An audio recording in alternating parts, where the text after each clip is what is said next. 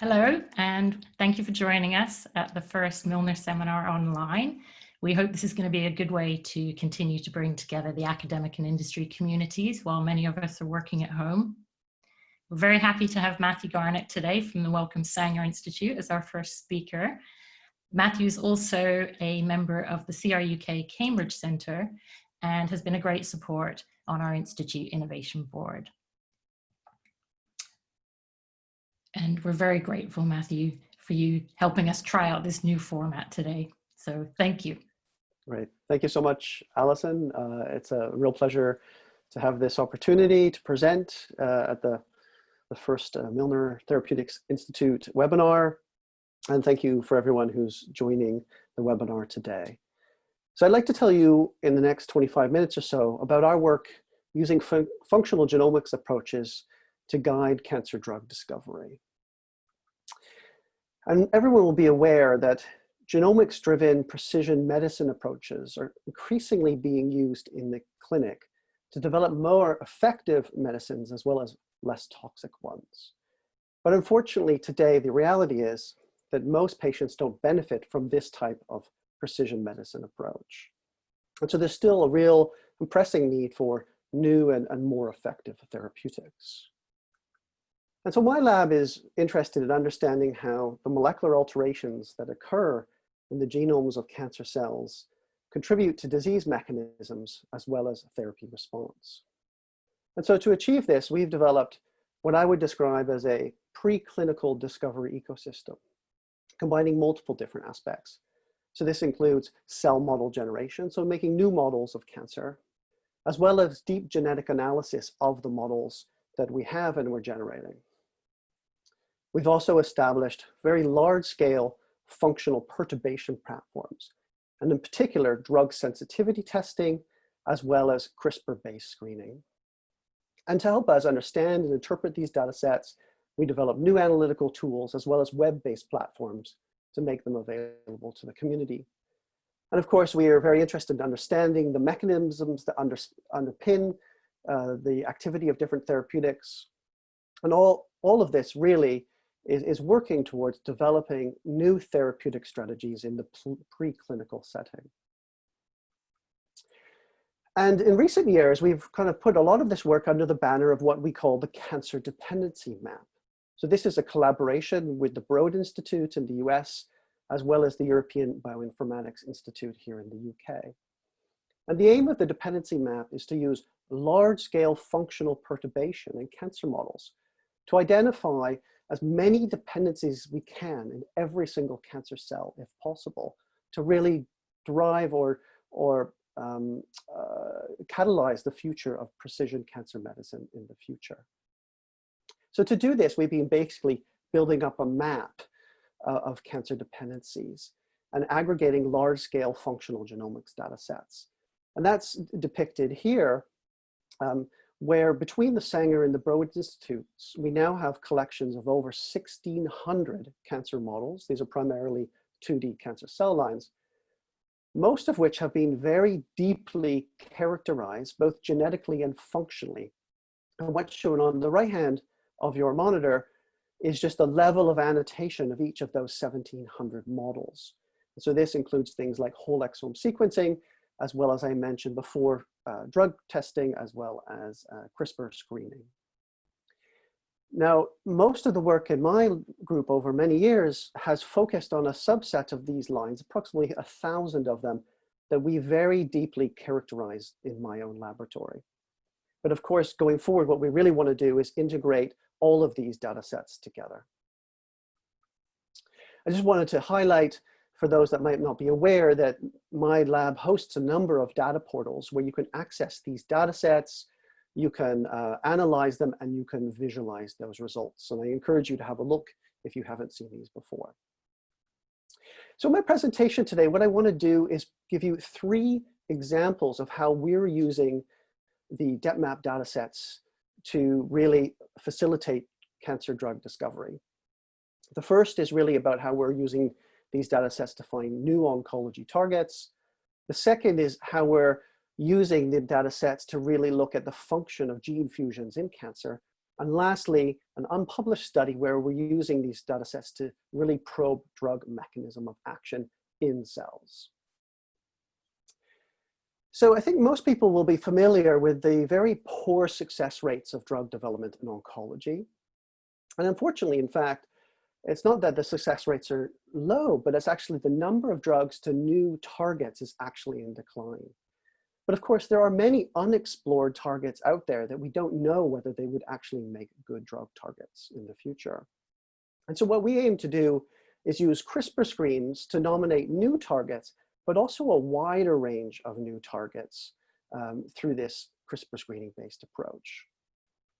So we've performed over 900 genome-wide CRISPR knockout screens in 324 cancer cell lines, representing very common cancers like colorectal and breast cancer, as well as cancer types of unmet clinical need, such as ovarian cancer and pancreatic cancer. And this just gives you a sense of the number of fitness genes that we identify in each cancer cell line. And when I say fitness gene, that means a gene that is required for cell growth or survival. And we typically find about 1,400 fitness genes per cancer cell line in our collection. And overall, we found about 7,500 unique fitness genes. So it's a very large number. About 40% of the genes that we tested are required for the fitness in at least one cancer cell line.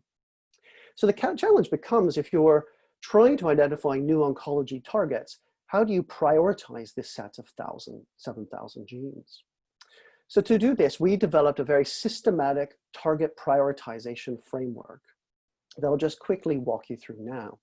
So on the left-hand side, you'll see what we did is we took our CRISPR screening data. We first identified those genes that are required for the fitness of only a subset of cancer cell lines. We then integrated these fitness scores with additional data sets, including patient genomic data. So was the gene, for example, altered in patient tumors? Does it have differential expression in cancer? We also linked differential fitness scores in our cell lines to genomic biomarkers that might help us predict why some cell lines are dependent on specific genes. And finally, we looked to see if there was additional evidence at the level of pathways that supported the role of a specific gene in the fitness of cancer cells. We did this type of analysis for each cancer type in our set, as well as across all cancer types together in what we call a pan-cancer analysis. And what you actually get from this is a priority score for each gene, what we call a target priority score. And then we also divided these different targets based on their tractability for drug development. Using this framework, we identified over 600 candidate priority targets. And those are depicted here, where a higher priority score means a greater confidence that this would make a good drug target. And they're stratified by their tractability for drug development. A particularly notable candidate target we identified, is indicated with an asterisk in the middle of your screen, is WRN, or Werner helicase. We were able to identify that Werner helicase is a very selective dependency in the setting of microsatellite unstable cancer cells. So these are cells that have a deficiency in mismatched DNA repair. And we could see this selective dependency in microsatellite unstable cells, or MSI cells, when we looked pan-cancer in gray, but as well as specifically in ovarian and colorectal cancer cells. And the magnitude of this fitness effect is very typical to what we would see with a completely essential protein, such as a ribosomal protein. We've gone on to investigate this further, and although I don't have time to take you through the data, I'll summarize it just briefly. We've been able to show that loss of Werner selectively induces apoptosis in MSI cells, as well as chromosomal instability. And that in fact, it's the helicase activity of Werner that's required in these cells, suggesting that actually if you were to develop a drug to Werner, you might choose to selectively target the helicase activity.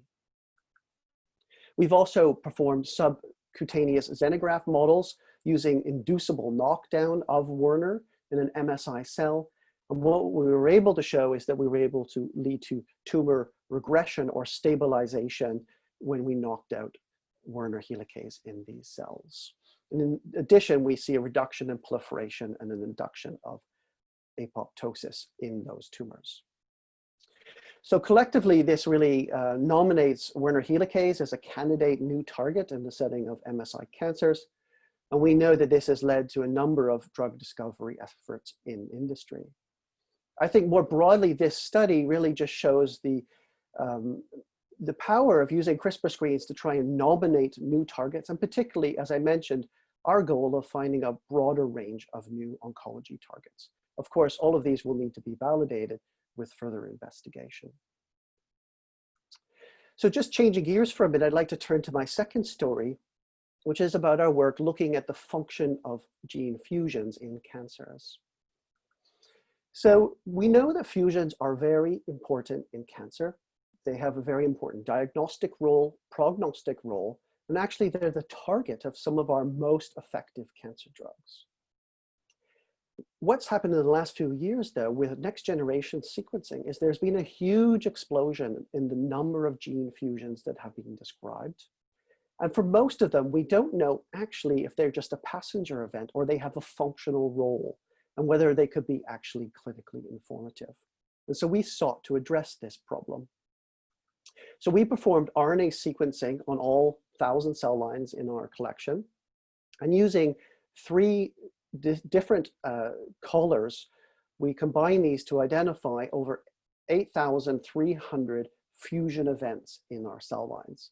And what's shown in the plot here is just for each cell line, split up by tissue type, how many fusions we identified. Now, to determine whether a fusion was functional, we turned to our CRISPR data using three independent data sets: the data from the Sanger Project Score, as well as data from the Broad Institute and another published study. Now, when you perform a CRISPR screen, you typically have multiple guides per gene. And then when you try and evaluate the fitness effect of knocking down a gene, you take the average of those multiple guides.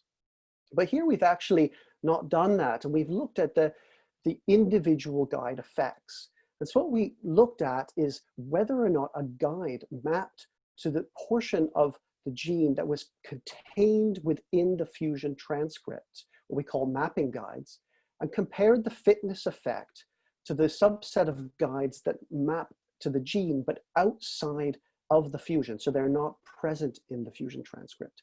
And we can look at the difference in the fitness effect of what we call the mapping guides that are in the fusion transcript and the non-mapping guides, which are outside of the fusion transcript. And we can do this for each of the two partner genes. And so for each fusion transcript where we have mapping guides, we're able to calculate a fusion essentiality score. This is just an example here for a particular fusion of KM2A and MLLT3 in an AML cell line. And what you can see is the gray bars reflect those guides that map to the fusion transcript, and the white ones are those bars are those where the guide does not map. And what we can see is a selective fitness effect only in the subset of guides that are mapping to the fusion itself. And so this gives us evidence that, in fact, knocking down this fusion leads to a fitness deficit in this particular cell line. Now, we've done this for thousands of these fusions, and that's depicted here, where we calculated fusion essentiality scores for over 2,800 different fusions in our cell line set, for which we had differentially mapping guides. And overall, what we found is that actually we found positive evidence for a fusion being functional only in a very small subset of 129 or 5% of all fusions, suggesting that, at least looking at the fusions through this approach, that the majority are not functional. And of course, using this approach, we were able to recover many of the bona fide fusion genes that you might be familiar with, for example, the EWSR Fly1 fusion in Ewing sarcoma. I'll also note is that we actually identified many fusions that were in frame and contained an oncogene but nonetheless did not have a functional effect in this assay. And I think one corollary of this is maybe consideration needs to be given when interpreting sequencing data about the functional role of any particular fusion. So we're able to use these data to also identify actionable fusions. So these are known fusions, but in new histologies. So one example, we found a BRD4 NUT-M1, which is characteristic of nut midline carcinoma, but here we found it in a small cell lung cancer. And we were able to go on to show that this actually conferred sensitivity to a BET inhibitor, has been shown previously. In addition, we found a ROS1 fusion in breast cancer and a RAF1 fusion in pancreatic cancer, and showed that this conferred exquisite sensitivity to drugs targeting either the fusion or downstream signaling pathways, as you might expect. So these are rare events, but they're potentially actionable ones in new histologies. Interestingly, we also identified fusions in our spondin, in esophageal carcinoma cell line and a cholangiocarcinoma cell line. Now this fusion, the exact same fusion, is frequently observed within colorectal cancers and confers sensitivity to drugs targeting the Wnt pathway, in particular porcupine inhibitors. Now interestingly, unlike in colorectal cancer, the cells that had these fusions, the esophageal carcinoma and the cholangiocarcinoma, were insensitive to the porcupine inhibitor, suggesting that in some context, the tissue lineage may also be an important determinant of response to fusions and drugs targeting those fusions. We also identified a recurrent new fusion involving YAP1 and MALM2. This was identified in 3 different cell lines from different cancer types. This had actually been observed at a very low frequency in nasopharyngeal carcinoma and skin cancer, but the functional role had not been described. And we were able to show in each of the 3 cell lines that those guides that target the fusion are selectively required for the fitness of cells. And in addition to that, we were able to show that what this fusion most likely does is it leads through YAP1 to activation of the TAD1 transcription factor that leads to increased signaling through the Hippo pathway. And in fact, a number of companies have active drug discovery efforts targeting the Hippo pathway. And our data would suggest that these patients, although very rare, may in fact respond to therapeutics targeting the Hippo signaling pathway. And what we were able to do is bring all of this together to basically functionally test the activity or the role of about 3,354 fusions. And we did this with the CRISPR data, as I've shown you, but we did a similar type of analysis with our drug sensitivity data. And overall, we found about 12% of fusions we could identify a positive evidence for having a functional role. Now, I should be careful. We can't exclude that other fusions don't have a role that we're simply not measuring here. But it certainly supports the hypothesis that the vast majority of these fusions are not functional. And it also shows the ability to use this type of CRISPR-based approach to find new actionable fusions, as well as identify recurrent fusions, for example, in the Hippo signaling pathway. And in the last few minutes of my talk, what I'd like to do is just to give you a little bit of insights into a new story we've been developing, which is how we can begin to integrate these CRISPR data with pharmacological screens of drug sensitivity to measure or inform on drug mechanism. So we know already that polypharmacology or lack of selectivity is a feature of most drugs, and certainly cancer drugs. And that's shown nicely on the right-hand side of your screen, where there was a study where they systematically looked at the activity of clinical kinase inhibitors and what kinases they inhibited. And really, ultimately what they found is that the majority of kinase inhibitors target multiple kinases, as you might expect. And of course, as I have told you before, drug development success rates are low, and that may be in part really to the challenges of defining a drug mode of action. And not just biochemically, but in fact, the activity of a drug within a cell, which may be quite different than measuring its biochemical activity. And so we hypothesized that we could use our Dep map data to investigate the cellular drug mode of action. And so to do this, what we did is we took drug response data for 480 drugs, as well as our gene fitness effect data from our CRISPR screens in 484 cell lines, and used linear regression models to look for associations between drug essentiality by CRISPR and drug sensitivity treatments across the panel of 484 cell lines. And that's depicted on the right-hand side is just one example where we've looked at the fitness effect of MCL1 knockdown on your x-axis, as well as the sensitivity to an MCL1 inhibitor in the drug screen. And you can see that these two are very highly correlated and very significantly correlated. And so what we did is we didn't just ask this for one drug and one gene. We actually compared all possible 8 million single gene drug associations and tested all of them. So all genes across all drugs. Drugs themselves represented 397 unique drugs. These included FDA-approved drugs, drugs in clinical development, as well as investigational oncology compounds. And many of them, or in fact, the majority of them, were small molecule inhibitors. And overall, what we were able to do is identify 865 significant associations between drug sensitivity and CRISPR gene dependency. So these are of 865 significant associations of the 8 million tested. And these are shown here where each circle represents one of those associations. So what we could immediately see is that most of these were positive associations, meaning that they were going kind of in the same direction. And we could also map this data onto protein-protein interaction networks. And what we could also see is that the strongest associations, the ones indicated in orange, are those where the CRISPR or the gene is the target of the drug itself.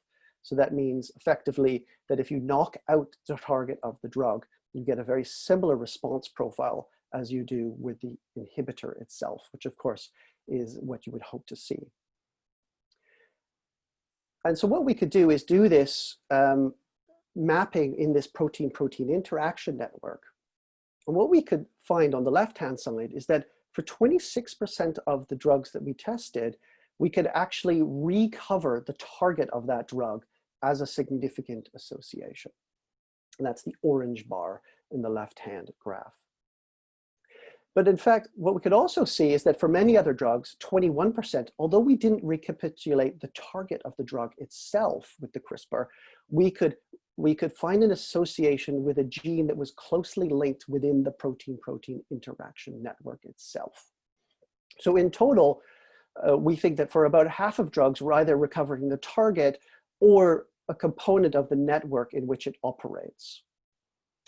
But we also observed that for 46% of the drugs we tested, we couldn't find any associations with CRISPR at all. Now, this could be to technical reasons, or it could indicate that these drugs may lack potency in this assay or may suffer from a lack of specificity. And in support of this, we took an independent data set shown on your right-hand side that measured drug binding efficiency using a chiral bead affinity assay. And what we could show is for those drugs where there was a significant association with the target, so those are the yes examples here, what we could find is that they tended to have a higher binding affinity using this chiral bead assay to their target. And so both of these data really point to the fact that there seems to be a relationship between our ability to recover the target of a drug with a CRISPR and the potency and specificity of that drug.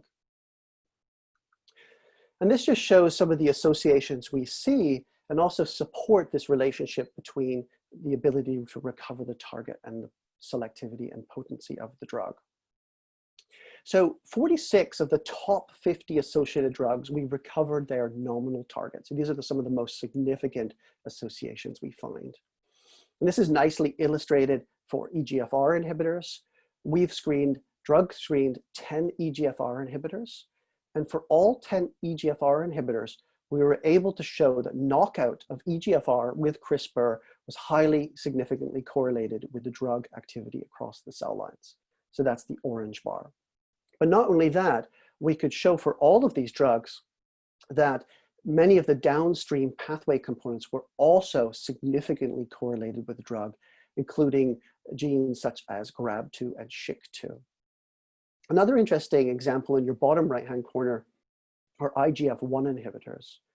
And here, again, we could recover the target of the drug itself.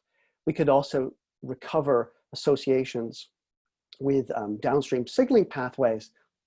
And interestingly, we also identified an association with a protein called furin. Now, I hadn't heard of furin before, but furin is a proprotein convertase that is required for processing of the IGF-1 receptor and is associated with higher levels of IGF-1R in cells. And in this setting is highly correlated with sensitivity to IGF-1R when you knock it down. We can also gain insights into drug mechanism of action using this type of analysis. A nice example of that are isoform selective PI3 kinase inhibitors. And this is clinically important because we know that on-target activity of some PI3 kinase inhibitors to different isoforms can lead to dose-limiting toxicity in patients. And so, for example, on your left, you'll see the associations for alpelisib, which is a PI3 kinase alpha selective molecule. And we see a very strong correlation with knockdown of PI3 kinase alpha, but not other PI3 kinase isoforms. In contrast, AZD8186 is a beta selective PI3 kinase inhibitor, and here you see a correlation with the beta isoform. Now, interestingly, we also had multiple pan PI3 kinase inhibitors shown in the middle panel, and here we failed to recover any of the PI3 kinase isoforms. And this could suggest lack of selectivity of these molecules, or that they mediate their cellular effects through engaging multiple different PI3 kinase isoforms that aren't captured when we correlate response with an individual family member. Another interesting application is looking for off-target effects of drugs. So ibrutinib on your right-hand side is a BTK inhibitor that's clinically approved. And what we could find in our association data is a correlation or an association with multiple components of the EGFR signaling pathway, including EGFR itself, ERB2, and ERB3, suggesting that knockdown of ERB2, EGFR, and ERB3 kind of phenocopies the activity of ibrutinib across our cell lines. And indeed, following this observation, there was a very recent report that actually showed that ibrutinib is actually quite a potent EGFR inhibitor. So this is another example how we can use this data to actually define off-target activity of drugs. We can also find new insights into the activity of drugs, and in particular, the activity here of MCL1 inhibitors. So in our associations, we could see that MCL1 inhibitors, of which 7 are shown here, so these are 7 different MCL1 inhibitors, we could find a very clear and very significant association with MCL1 itself. But a second gene called March5 was also very significantly associated with the MCL1 inhibitors. Now, March5 is a E3 ubiquitin ligase involved in a mitochondrial fission, and also has been implicated in regulating protein levels of MCL1, although through a poorly understood mechanism. What we found particularly interesting is that we identified in the breast carcinoma cell lines that those cell lines that were independently sensitive to March5 knockdown and MCL1 knockdown were more sensitive are most sensitive to an MCL1 inhibitor and more sensitive than the cell lines that are sensitive to knockdown of either gene alone. Okay, so they're independently, if you knock down MCL1 or March5, these cell lines require them, and they tend to be more sensitive to an MCL1 inhibitor. And we could see this across all the MCL1 inhibitors that we tested.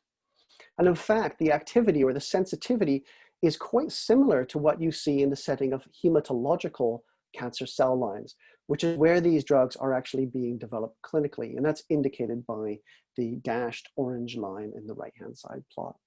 So collectively, this is giving us new insights into the way that MCL1 is working, or MCL1 inhibitors are potentially working. It's highlighting a functional interaction between MCL1 and March5, and then also suggests a new potential approach to really stratify breast cancer patients or solid tumor patients who might respond to an MCL1 inhibitor, although the mechanism is yet undefined. We can also begin to correlate our other genomic data with the associations that we see to find what we call robust pharmacological markers. So to do this, we've taken the subset of significant associations between a drug and a CRISPR knockdown and correlated each of them independently with genomic data. So this included genomic alterations, so mutations, as well as alterations in gene expression. And the reason we did this approach is it allows you to independently, using two independent data sets, identify overlapping robust pharmacological markers of response to either drug treatment or gene knockdown. I think that's probably easier shown in an example here, where we have robust markers of some drug sensitivity to kind of well-known targets. So on the very far left here, you have the response to PI3 kinase alpha knockdown and sensitivity to tacilicib, which is a PI3 kinase inhibitor. And in orange are those cell lines that have a mutation in PI3 kinase.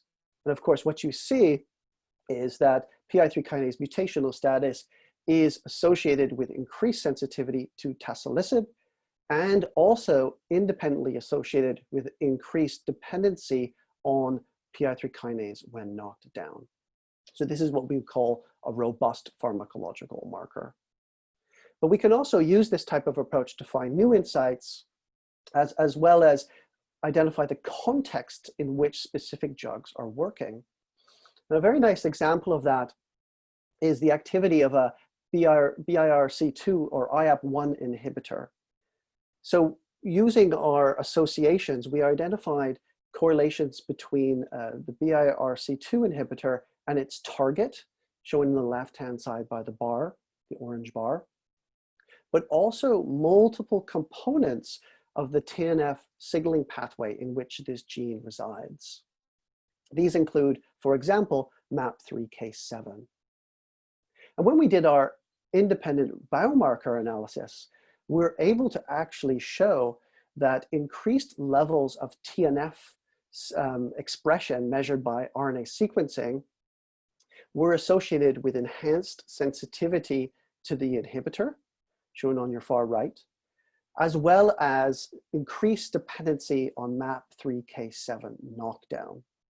And so we think this is interesting, not only because it actually gives us more confidence that TNF is a good marker of the IAP inhibitor activity, but it also begins to delineate the whole pathway where this biomarker might be important, and also identifies additional targets in the same pathway where they're associated with TNF signaling. So I'd just like to conclude my talk by briefly summarizing the kind of three main points that I wanted to cover today. As really the final talk really explored, or final part of the presentation explored, how we can integrate drug sensitivity data with CRISPR knockout screening to really inform on many aspects of drug mode of action, including potency and specificity. I gave you some examples how we can use CRISPR screening to nominate new oncology drug targets. I think this is nicely exemplified by Werner helicase, which we think is a very exciting new candidate drug target. And also how you can use functional genomics to probe cancer gene function, and specifically in this case, the action of fusion transcripts, or the activity of fusion transcripts in cancer cells. So with that, I'd just like to conclude by thanking the many people that have been involved in this work. It's an enormous team effort by a very large group, as well as recognize some extremely rewarding collaborations that I have with many other individual groups. So I'd like to thank you very much. It's been a real pleasure to present my work at this webinar.